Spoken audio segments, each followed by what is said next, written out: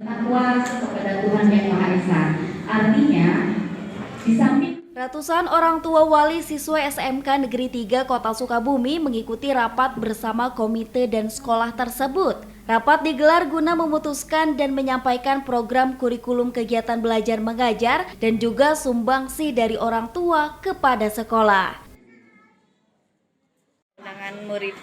Undangan orang tua siswa baru ini kan terkait sesuai dengan Pergub yang terbaru tentang pembentukan komite sekolah. Kami mengundang untuk menyampaikan paparan program sekolah supaya terjadi sinkronisasi antara sekolah dengan orang tua.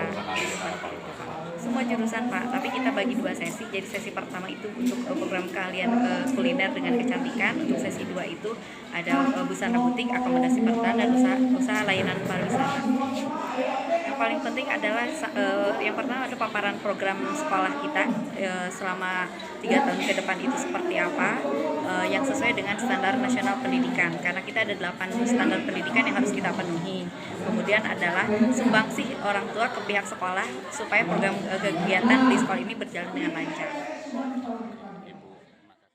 Menurut Wakil Kepala SMK Negeri 3 Kota Sukabumi Bidang Humas Ira mengatakan, orang tua siswa dari seluruh jurusan yakni kecantikan dan busana, kuliner dan pariwisata diundang untuk menyampaikan program standar kurikulum pendidikan dan juga penyampaian 8 program standar kurikulum penting bagi siswa dan siswi SMK, mengingat kelak mereka harus siap menghadapi dunia industri di masyarakat. Dari Kabandungan, Sukabumi, Muhammad Ujang Heriaman melaporkan untuk Dinamika.